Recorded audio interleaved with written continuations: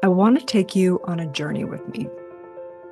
It's been 30 years since I had a stillborn son and had revelation in the mortician's house the day after giving birth to my baby's body, realizing that we're not these bodies, we are spiritual beings. It's been 15 years since I have actually worked doing deep, deep processes on huge celebrities, CEOs, and I've trained over 10,000 coaches.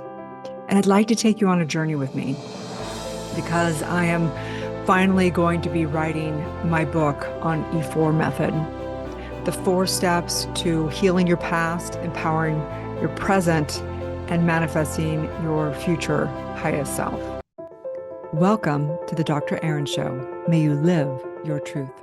Hi, and welcome. I am Dr. Erin, Dr. Divinity and Master Spiritual Coach, and it is kind of an important day for me. I always sit and reflect through the week and really try and come up with something that's from my heart for you guys in this weekly podcast newsletter, energy update, and really basing it in the core work that we do in the school. And this week, what has been really revealed to me in my heart is that it's time. It's time to bring E4 method to the world on a larger scale. We have had such profound, incredible testimonials in the school. E4 is something that I didn't know. I had many processes and things I'd been developing over the years, but it wasn't until we began to really do the processes within the school that E4 method was the thing. It was a thing that got the radical results. It was a thing that people talked about and raved about.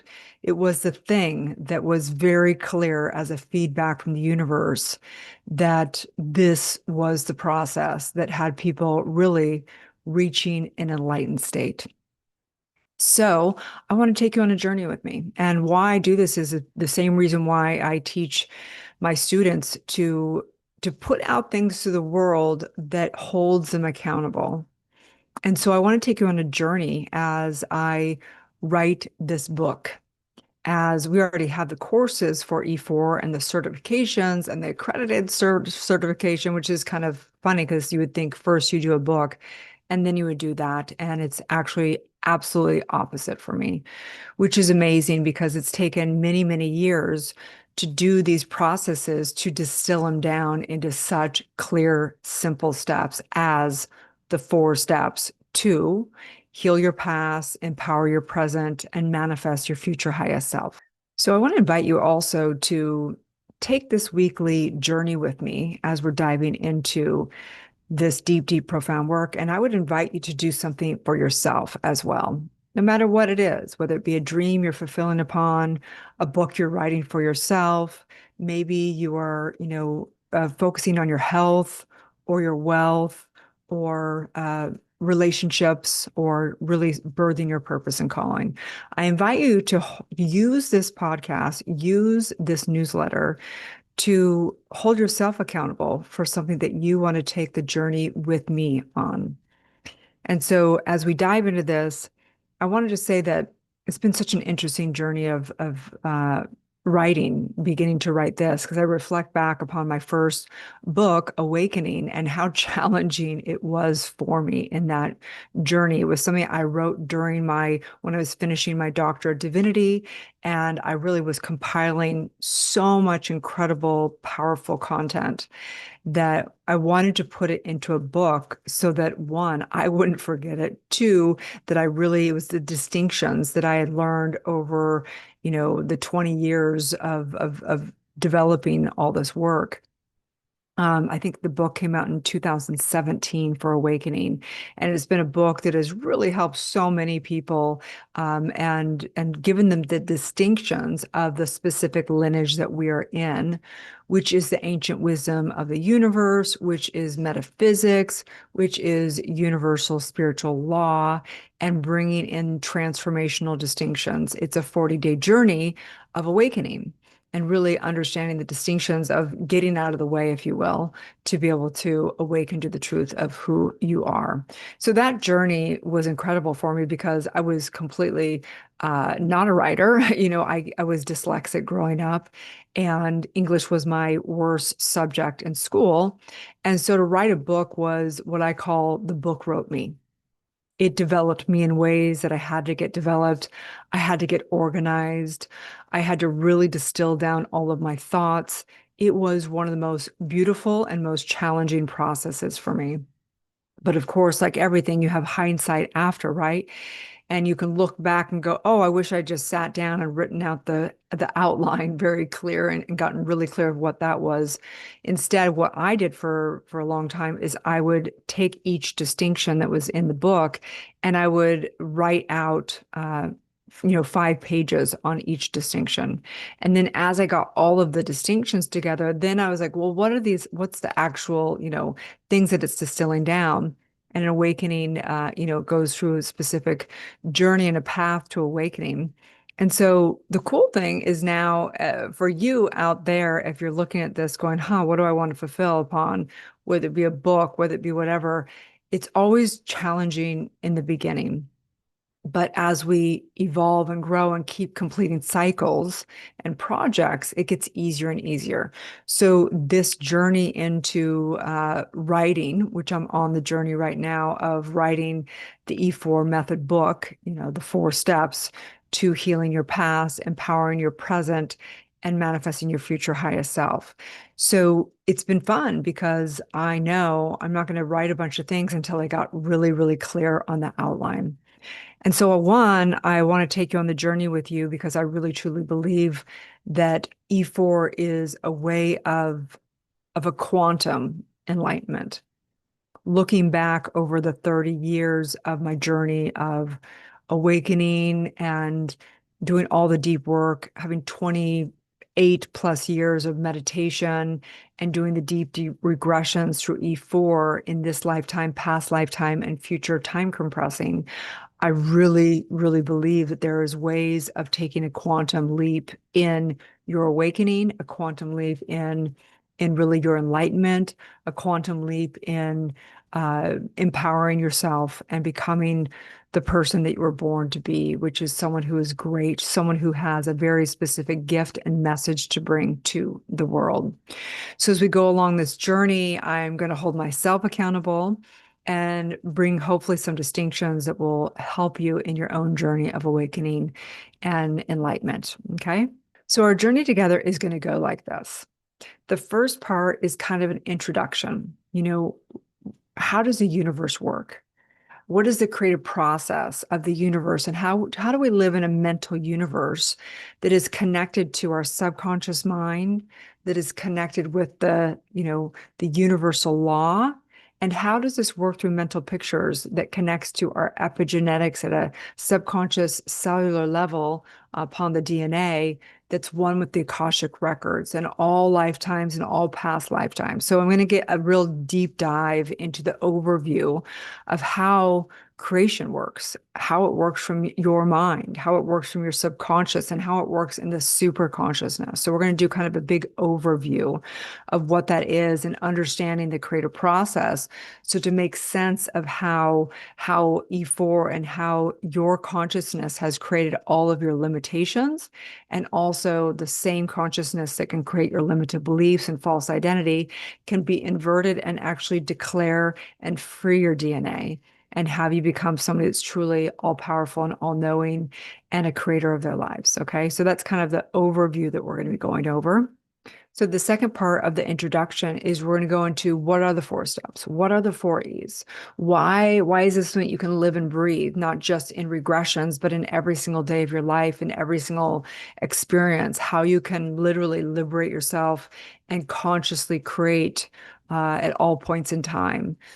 So that's the introduction and the journey that I'm going to take you on so that you can use the E4 through every emotion that you experience, every upset, every situation, so you can realize what you are doing in creating your life right here and right now. So that's all chapter 1. Chapter 2, we're going to get into healing your past. So I'm going to break on down your current life, regressions and traumas, and how to really heal those, breaking down past life regressions and really freeing yourself from the patterns of your ancestors or yourself, or there's really only one life and one soul, and looking at how to actually heal your past so that you can be fully present right here, right now. And part 3, which will really eventually be chapter 3, which is empowering your present.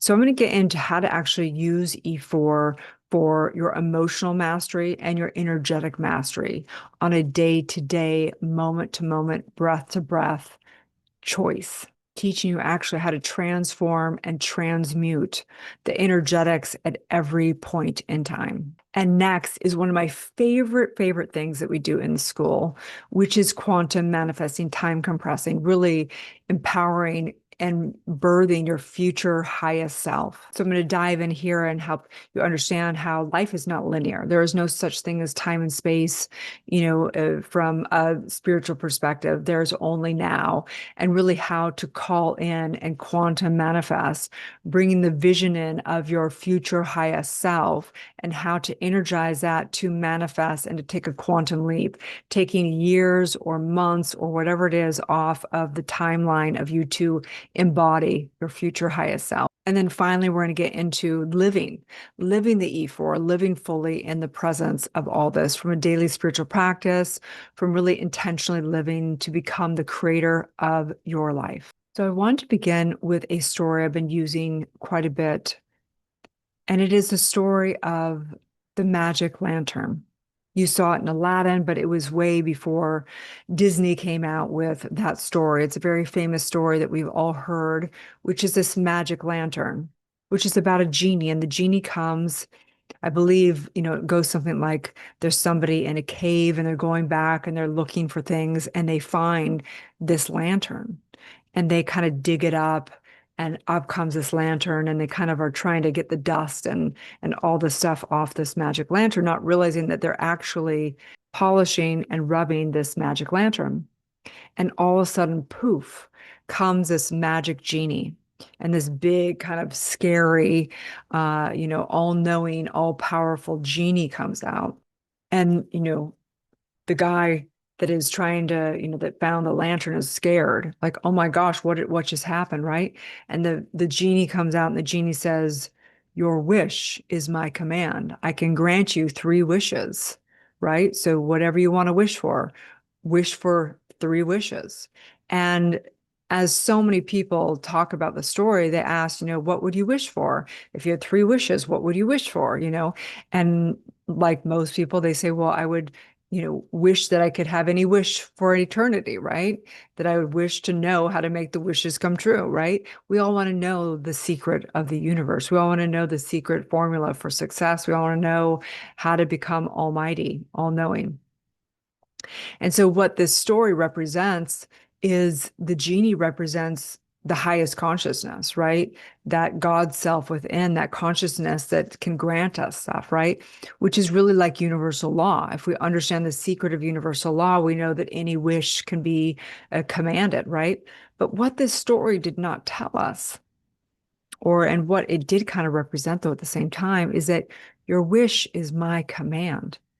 We understand through the Bible and through so many, religious teachings, the power of word, the power of understanding that word creates.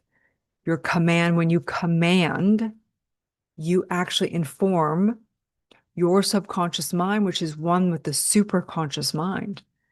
You command by the power of your word, and you move energy upon universal law. And that goes out exponentially and reflects back with perfection. But what this didn't teach us is that your negative commands create as well, right? This is the abracadabra. This is your wish. Your word is your wand, right? That the negative commands create as well. We just don't remember or even acknowledge or are aware enough of when we have declared negative commands. So as we go into E4 method and regressions, we go into incidents, whether they be traumatic incidents or incidents where there's a high state of emotion. Something occurs, something doesn't occur, right? We think of trauma only as when you're in war or a car accident, but trauma or an incident or a state where you're commanding is a high energetic state. There's a high emotion, a high energetic, a high frequency and vibration. We're in that state. I always say it's something like, say your mom didn't show up for Christmas and you are upset and you get super upset and you're crying and you're hysterical and you energize it through meaning and a bunch of stuff. And then you decide, love abandons. I'll never love again. I'll never trust again. Something's wrong with me, right? And this command, this identity commands in the subconscious mind, it actually literally with that lie tags the epigenetics and it plays out like puppet strings in our lives. Your wish is my command. Your wish is my command. And it plays out and echoes into eternity until it is recreated. And so your wish is my command is something we have to look at our life and realize everything is playing out on rote, automated from what we decided, what we commanded. And then we don't even remember. And as I say, the only disease is amnesia because we forget what we commanded. We forget what we decided. We forget what we declared with the power of our word, not only positive, but negative. Okay. So your wish is my command. This is a metaphor I want you to begin to take into consciousness as we go on this journey together, for you to really look and begin to realize, wow, the same theme is happening over and over again in my relationships. Wow, the same theme is happening over and over again in my finances. Wow, the same theme is happening in my health, right? In general, people have one of those areas of their life where it's like constantly the battle. Maybe they have good health, but their relationships are always a disaster, or maybe their relationships are really good, but they can't figure out money to save their lives, right? Whatever it is, it just plays out like a drama and a theme of people's lives. And so we want to understand that the energetics, the consciousness that created that outpicture of that command is the same consciousness that can create liberation, that can create a new paradigm, which can create a new command. So remember that you have a magic lantern. It's your consciousness. It's the source within you. It is that all-knowing, all-powerful being, right? That is the magic lantern. The genie is your highest consciousness. It is that which decides. It is that which has volition. It is that which decides and determines and commands universal law. It is the spoken word. Okay.